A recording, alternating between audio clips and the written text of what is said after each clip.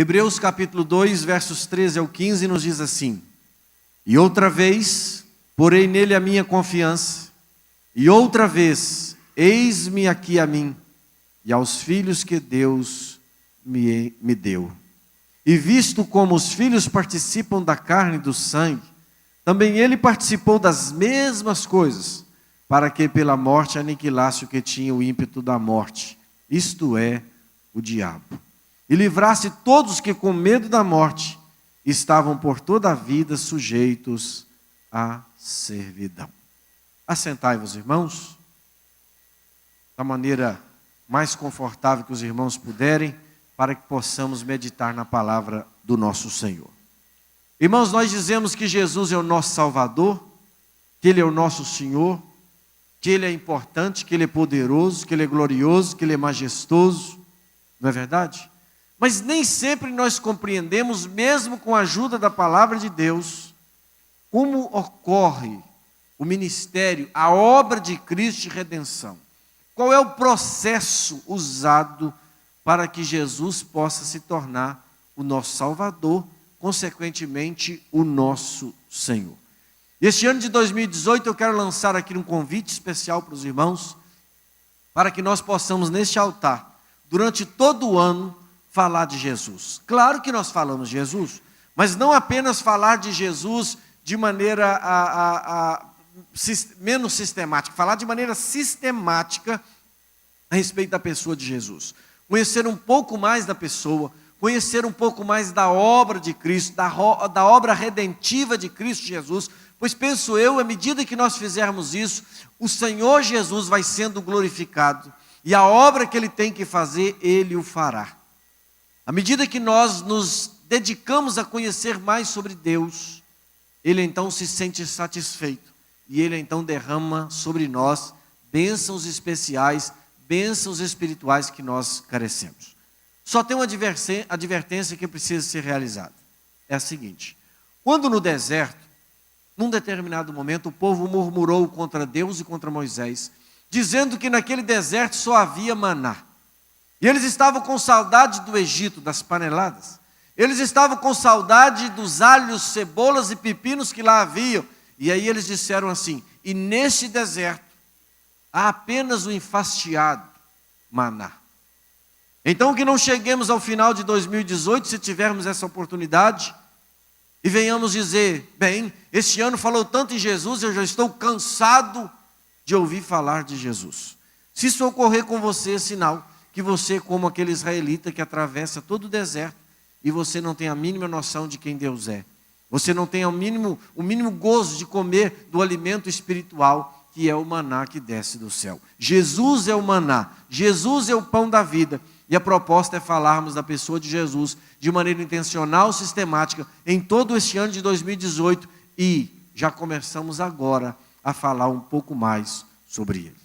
Você lê a carta aos Hebreus, eu gostaria muito de dizer com confiança a carta de Paulo aos Hebreus, mas ninguém pode dizer exatamente quem é o autor dessa carta. E ele apresenta a tese de que Jesus é superior aos anjos, de que Jesus é superior aos heróis da fé, todos os heróis da fé. Jesus é Deus, Ele, sendo Deus, toma a natureza humana, se humilha até a morte, provendo para aquele que crê a salvação. Esta é a obra de Cristo. O autor aos Hebreus ainda, se você dedicar a leitura, você vai perceber alguns pontos destacados. No capítulo 2, no verso 1, ele diz que é bom, é conveniente que nós observemos a salvação, a obra de salvação que Deus estabeleceu em Cristo Jesus. No verso de número 3, do mesmo capítulo 2, o autor aos Hebreus diz que é bom nós atentarmos, porque se Deus cumpriu o juízo proferido pelos anjos, Ele muito mais cumprirá o juízo proferido pelo Filho. Então, como escaparemos nós de tão grande obra, de tão grande salvação? Lembrando ainda que Deus falou antes, diz o autor lá no versículo 1. Antigamente o Senhor falou aos nossos pais pelos profetas. Agora, neste tempo, nos fala através de quem? Através do Filho. Então, o Verbo encarnado, Deus encarnado, trouxe revelação total e completa e a possibilidade de salvação perdida desde a queda no Jardim do Éden. Muitas maneiras, inclusive Deus fala agora pelo Filho. Antes falou pelos profetas de diversos modos, agora nos fala de maneira específica na pessoa de Jesus Cristo. Então quero tratar, irmãos, desses textos em que lemos o verbo encarnado que conduz do medo à esperança. Então, do medo à esperança, irmãos, primeiramente, Jesus se faz nosso irmão. Então, para que Jesus possa cumprir esta bênção na nossa vida, e os irmãos olham um tema e observam que há duas coisas muito importantes: a pessoa de Cristo, o verbo encarnado, e aí está também a obra de Cristo, que é um transporte do medo, da desilusão, para a esperança completa que Jesus pode nos dar. E como é que Jesus faz isso? A primeira coisa é a encarnação.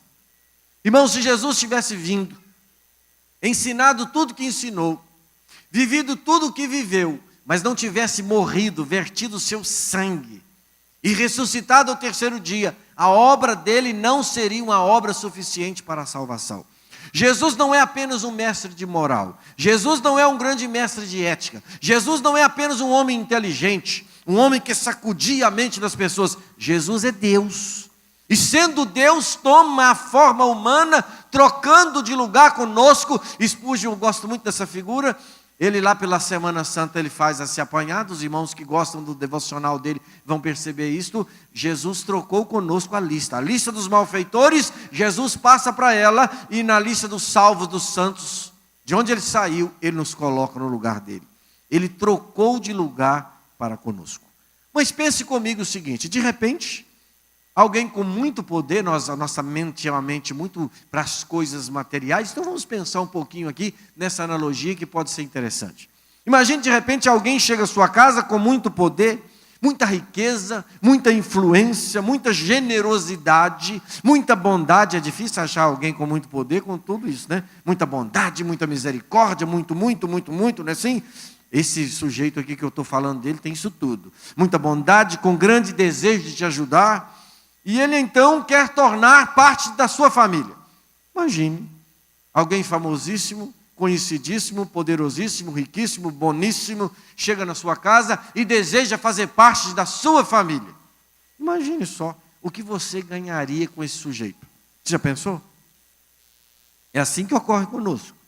Você e eu diríamos assim: uau, né? Fulano de tal agora é meu irmão.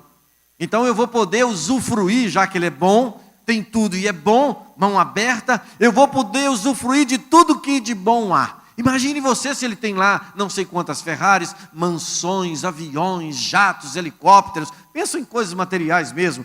Tudo que você puder imaginar, você não vai enfrentar a fila mais, você não vai poder andar a pé, precisar andar a pé mais, você vai ter dinheiro, tudo, imagine tudo isto. De repente você do nada poder usufruir dessas coisas. Não seria uma grande coisa? Claro que seria. Tudo que deseja o seu coração, não é? Eu diria que alguém com muito poder e muita bondade é uma associação de fato muito poderosa. Geralmente quem tem muito poder não tem bondade. Quem tem muita bondade às vezes não tem poder algum, não é assim?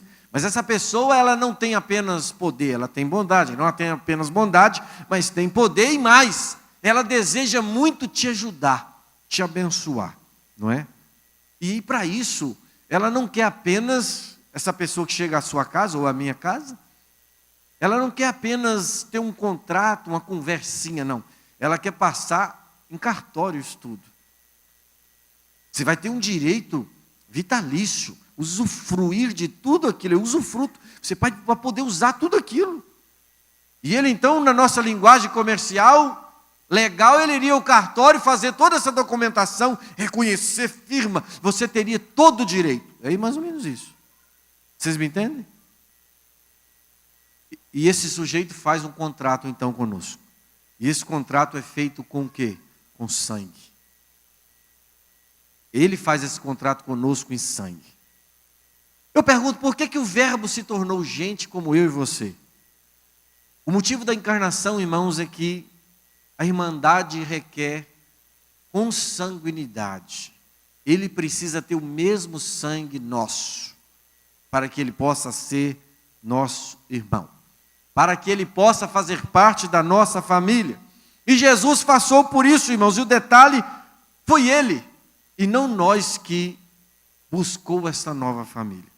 Foi esse sujeito todo poderoso, tudo que os irmãos pensaram, mas é que chegou na sua casa e na minha casa para se tornar um da minha e da sua família.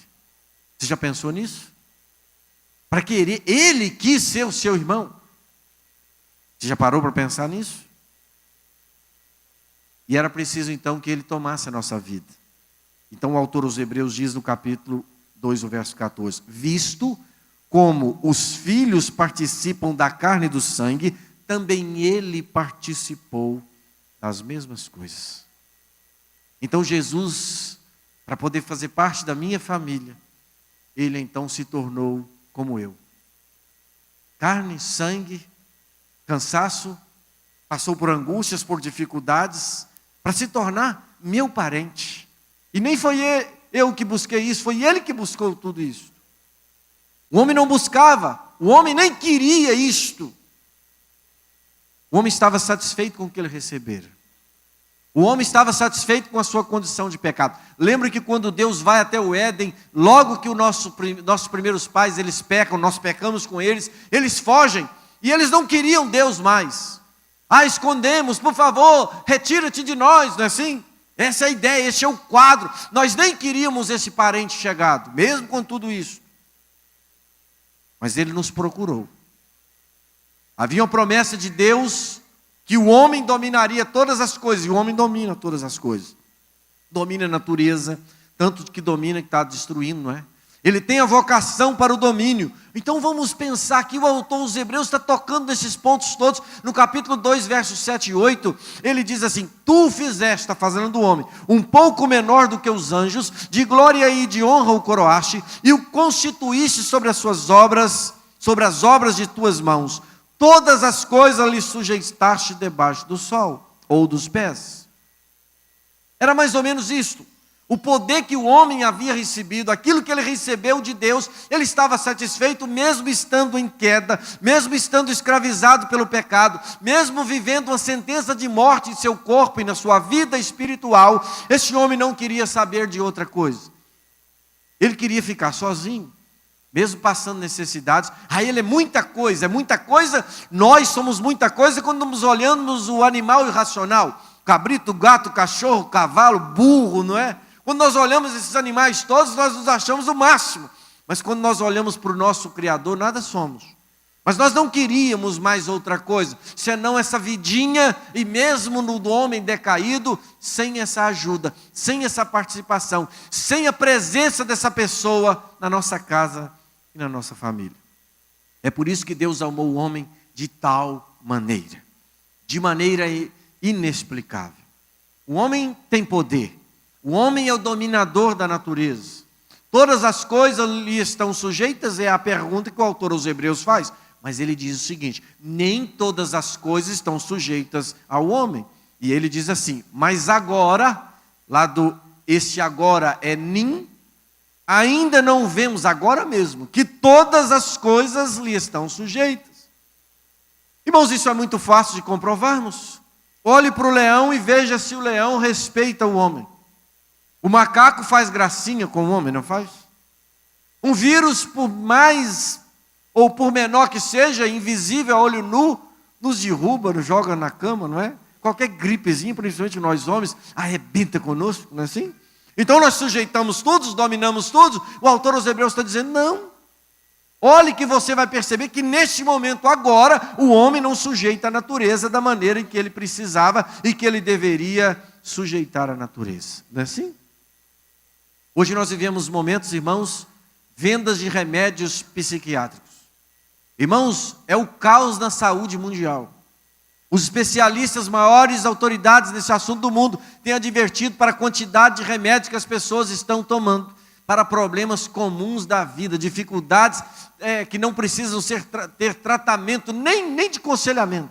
A pessoa tem que se virar e resolver os problemas. Mas nós não, nós queremos tomar uma droga para qualquer coisa que aparece. Vocês têm uma ideia. E o autor dos Hebreus está dizendo aqui, que olhando para o nosso quadro agora, nós não temos esse poder todo de domínio que nós pensamos ter. Não é verdade? E há em nós uma sentença de morte. Essa sentença de morte, ela nos sobressalta, irmãos. Você está condenado a morrer. Você não vai viver para sempre. Você vai deixar de existir num determinado momento. A morte, irmãos, ela tira o nosso sossego. Ela dá nas nossas colunas de firmeza e destrói as nossas esperanças terrenas. Olhamos uma criança, daí a pouco adolescente, jovem, na flor da idade, nunca pensa que vai envelhecer, mesmo ela ouvindo sobre isso. Nós vamos envelhecendo, o cabelo cai, a pele vai ficando menos viçosa, perde o brilho, a musculatura. Ainda que o sujeito corra, tem uns velhos aí com 100 anos correndo na beira da praia e tal, e eles se acham o máximo, mas vai morrer. Vai morrer. Não vai? Isso mexe com a gente, não mexe não? Você vai morrer. Ainda que você tenha 7 vidas, como a daí, já 3, daí já gastou 3, só falta 4. Mas vai morrer também daí. Nós vamos morrer. Então, irmãos, esse negócio da sentença de morte, ela é um negócio terrível. E todos nós estamos sentenciados à morte. Porque Deus disse, irmãos, e Deus é fiel, Ele cumpre a sua palavra, Ele diz, não peca, 2,17, gente, porque se vocês pecarem, vocês morrerão. E o homem pecou, nós pecamos, porque todos pecaram e destituídos estão da glória de Deus. Então, irmãos, a morte tira essa nossa certeza, essa nossa esperança. Eu visito pessoas, e algumas pessoas de idade, eu gosto quando elas me mostram as fotos antigas, e eu vejo aqui muitas das irmãs da nossa igreja, hoje, irmãs com muita idade, e vejo as fotos de jovem. Lindas eram essas irmãs, algumas continuam muito lindas ainda, mesmo já velhas. Irmãos, mas a vida passa. E nós estamos caminhando todos para esse fim, para a morte. E isso, irmãos, é algo real para nós. E quanto antes nós nos conscientizarmos da nossa finitude, como o salmista no Salmo 39, o verso 4, que ele dizia assim, Senhor, mostra-me a minha fragilidade, o fim dos meus dias qual é, para que eu sinta o quanto eu sou um quebrado, um necessitado. Quanto antes nós percebermos isto, nossa vida será uma vida menos complicada, porque nós sabemos o fim e a estrutura que nós fazemos parte. E aqui o escritor aos Hebreus, ele lança como que uma pergunta. Não há ninguém que esteja então acima dessa mediocridade? Será que há alguém dentre os seres humanos que sobressai? Que não adoece mais, não pode morrer mais, que tenha vencido que tenha pulado essa etapa, a etapa da condenação da morte? Alguém que não chore, alguém que não corra, alguém que não fuja, alguém que não peque? Dentre essa raça toda, será que tem alguém assim? Aí eu me lembro de João, quando ele chorava, porque não havia ninguém digno de abrir os selos, lembra? E aí um ancião disse para ele, João, não chore. Há um que é digno. O Cordeiro. Ele é digno de desatar o selo, de abrir os livros. Ele viveu, ele venceu, e o livro ele vai abrir. Então o choro de João teve solução, não é assim? Hebreus 2,9, o autor está dizendo, vemos porém coroado de glória e de honra. Quem é? Tem alguém então? Aquele Jesus, que fora feito um pouco menor do que os anjos, assim como os homens, feito, eu e você, um pouco menor do que os anjos, na encarnação do Verbo, gerado pelo Espírito em Maria, esse Jesus Cristo, o Verbo encarnado, ele também é feito um pouco menor do que os anjos.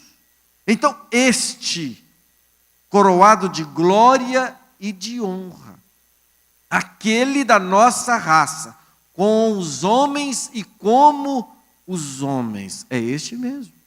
E aí o autor aos Hebreus ainda nos conta como Jesus pode se tornar, irmãos, preste atenção, coroado de honra e de glória. Como é que Jesus alcançou essa glória? Vencendo a morte. E a outra pergunta é, como é que se vence a morte? Como?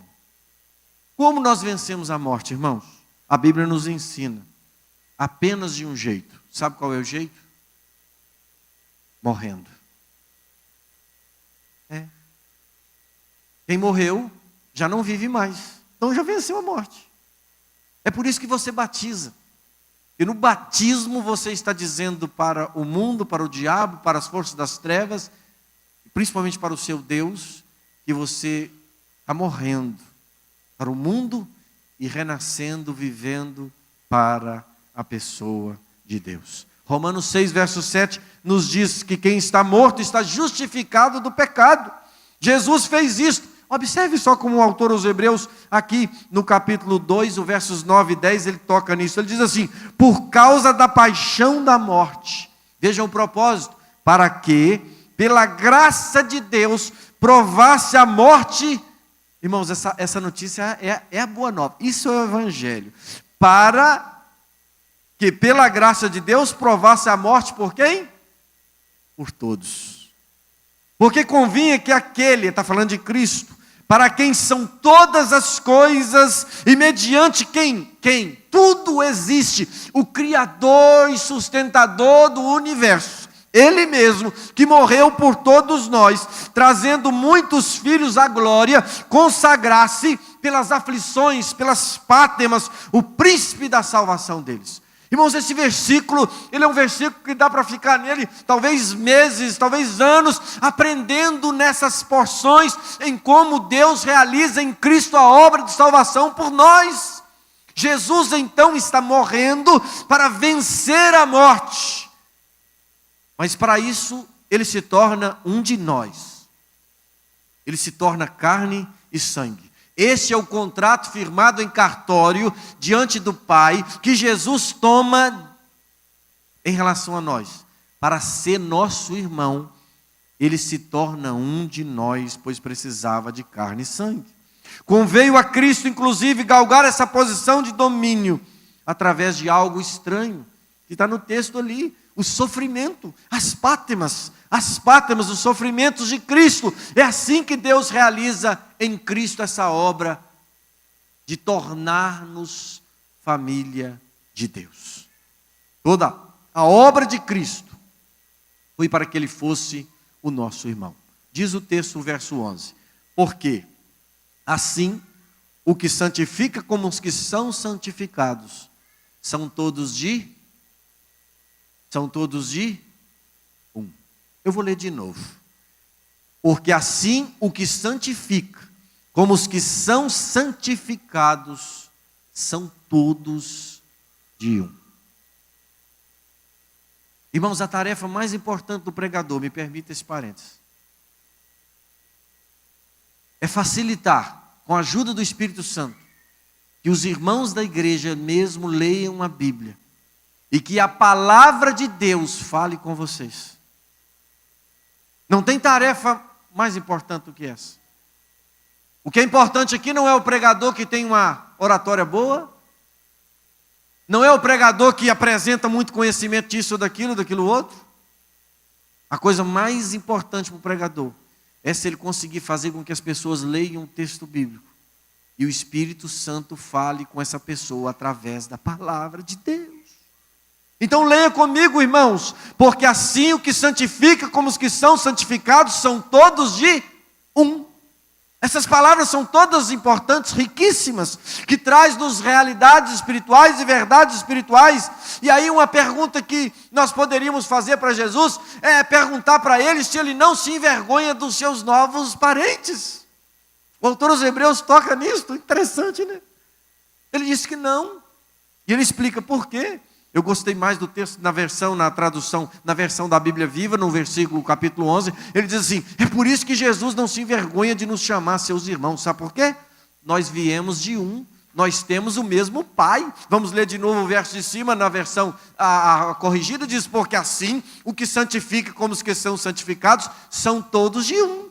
E aí a explicação, que é por isso que Jesus não tem de nós vergonha, porque nós temos o mesmo Pai, assim como Ele tem o Pai, nós temos o mesmo Pai, então nós somos da mesma família. Bem, mas não éramos nós ímpios, pecadores, desajustados, condenados à morte, levados em ventos de doutrina, etc. Nós não éramos tudo isso de ruim? Éramos. Mas quando nós aceitamos a irmandade de Cristo, nós mudamos de família. O pai nosso era quem? O diabo.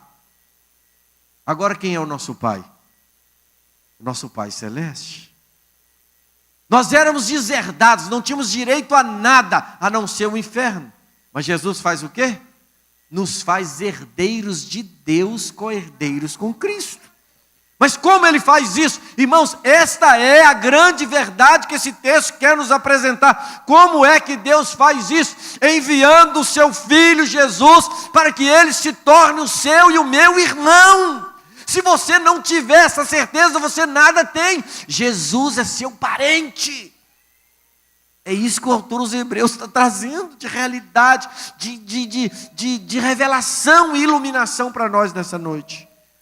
Ele não se envergonha de nós. Ele toma o nosso sangue. Ele começa a assinar então Sabino, Cruz, Almeida.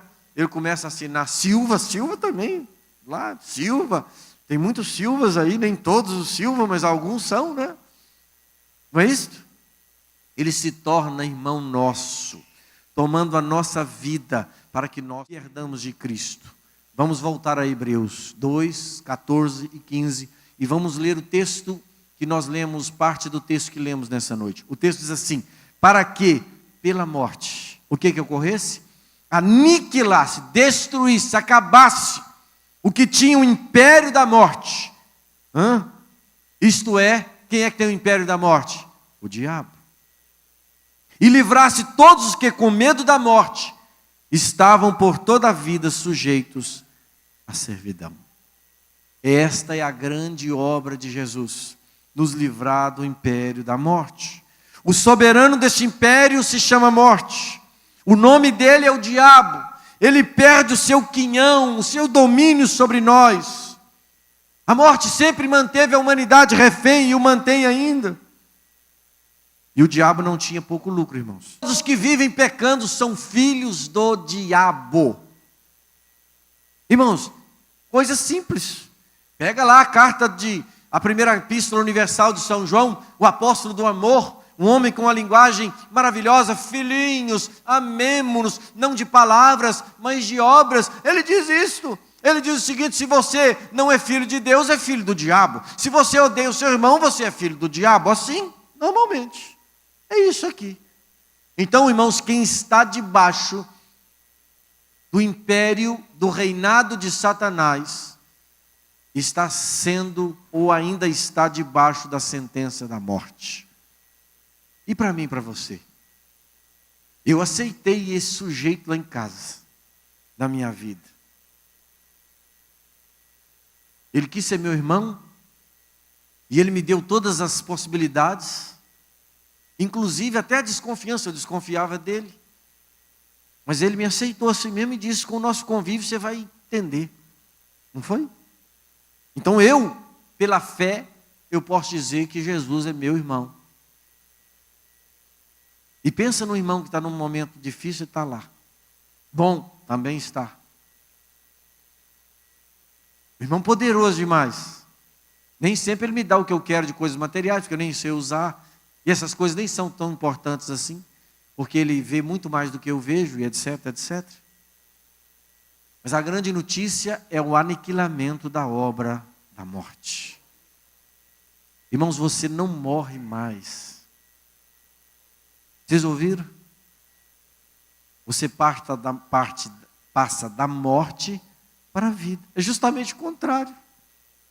É justamente o contrário. Irmãos, se agíssemos certos, quando alguém, servo de Deus, viesse ou venha morrer, nós deveríamos fazer uma festa. Porque passou da morte para a vida. Se morremos com ele, o que é que nós aprendemos? Também com ele ressuscitamos, reinaremos, não é verdade? Deste modo, irmãos, eu não vou colocar ali, porque eu quero que os irmãos ouçam atentamente, é um texto por demais conhecido. Paulo pergunta então: quem tentará a acusação? É Deus quem os justifica. Quem os condenará? Pois é Cristo quem morreu. Irmãos, quem nos separará do amor de Cristo? E aí ele pergunta, não quem, mas o que? Ele diz, será a tribulação, a angústia, ou a perseguição, ou a fome, ou a nudez, o perigo, a espada? Em todas essas coisas nós somos mais que vencedores. De que modo? Ele diz, por aquele que nos amou. E Paulo, irmãos, de uma maneira muito segura, muito certa, e ele estava seguro mesmo, o dia que chegou, ou quando chegou a ocasião da sentença ser executada por Nero, Paulo foi içado na prisão de Marmetina, ele caminhou com seus algozes até a Via Ápia, e ali um dos soldados mandou que ele se curvasse, ele se curvou, e o machado separou a cabeça do corpo, caía o grande apóstolo de Cristo, aquele que havia dito, escrito, e a certeza que ele possuía, de que havia combatido com bom combate.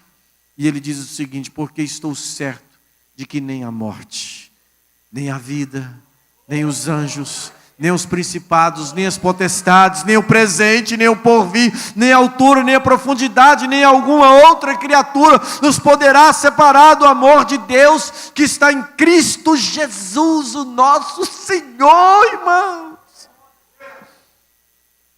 Jesus morreu no seu lugar. Ele se torna seu irmão, troca, te dá tudo que você não tinha, toma o que você não tinha, e uma das coisas que você não tinha era a vida eterna. Para ele te dar a vida eterna, ele precisava morrer para vencer a morte, aniquilar a morte como ele fez, e ao vencer a morte, ele faz cair como um dominó todas as cadeias que nos prendiam. E nós hoje, eu e você, eu posso dizer para Satanás o seguinte, quando Satanás se levanta contra mim, quando Satanás apresenta os meus pecados do passado na minha cara, quando Satanás traz para mim as desesperanças com relação ao amanhã, eu posso dizer para ele algo de poderoso, que é mostrar a minha carteira e dizer para ele, você conhece o meu irmão? Você sabe de quem eu sou irmão? Você sabe de quem eu sou herdeiro? E o diabo, irmãos, pode estar como um leão, ele baixa como um cachorrinho, vira lata e corre de nós. É desse aspecto, é nesse aspecto que nós podemos resistir o diabo e ele foge de nós. Jesus venceu a morte.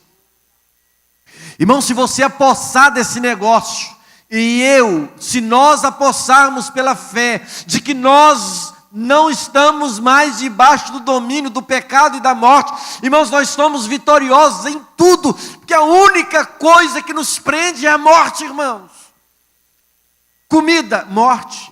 Perseguição, morte. Pense um pouquinho, tudo está ligado à finitude, à morte. Mas Jesus destruiu a morte. Ele aniquilou a morte, é isso que o autor aos Hebreus está dizendo, irmãos. Essas coisas são tão gloriosas que ao preparar essa palavra, eu liguei para o Lucas, dividi com ele o choro da minha alma, do meu coração de alegria, por verdades tão claras da Escritura. Jesus se torna meu irmão, e faz isso vencendo a morte, morrendo no meu lugar. Você crente em Cristo não morre mais. Você crente em Cristo passa da morte para a vida, irmãos. E é por isso que nós participamos do corpo e do sangue de Jesus Cristo. O crente em Cristo é confiante, não em si mesmo, mas em Cristo. E daí ele diz, eu porei nele a minha confiança. Você pode confiar nesse seu irmão. Nós lemos aí. Depois leia esse texto em casa. Medite nisso. Irmãos, ainda para quem entra neste ano nosso, ano novo, cansado, preocupado, derrotado e vacilante, eu tenho um desafio para você. Vamos pensar em Hebreus de novo.